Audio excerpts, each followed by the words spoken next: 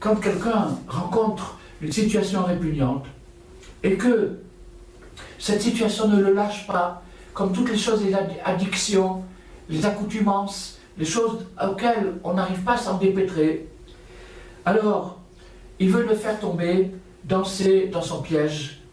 Et il tombe sur la personne à chaque instant, il l'attrape à chaque instant et il le fait tomber.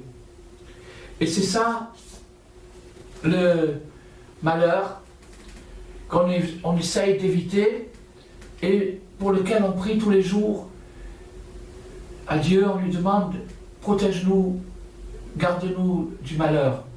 Le malheur, c'est de tomber sur une espèce d'accoutumance, sur un truc qui nous prend aux tripes et qui ne nous lâche pas, et qui nous fait refaire la même bêtise à chaque fois.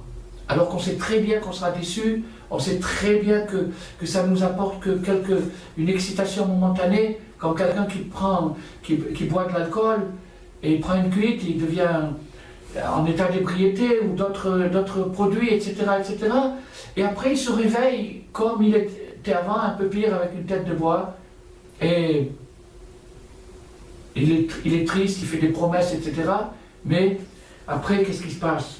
Alors on prie tous les jours pour demander à Dieu de nous épargner le malheur. C'est ça le malheur. Et c'est ça que nos sages ont dit dans la Guémara.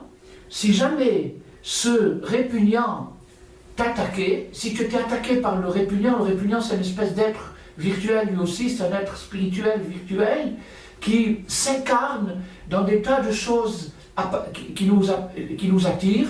Et donc, quand on tombe sur lui, la Guémara nous dit, attire-le dans la maison d'études. Entraîne-le à la yeshiva. Si tu te tombes dessus, tu fais ta vie, il te tombe dessus, alors attrape-le et amène-le à la maison d'études.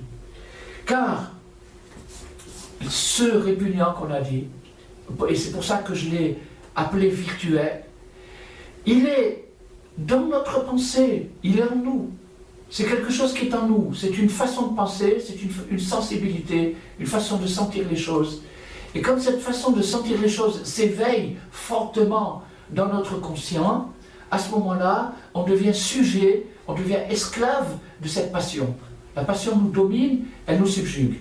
Alors la Guémara nous dit, quand la passion va s'éveiller en toi, attrape-la et entraîne-la dans la yeshiva.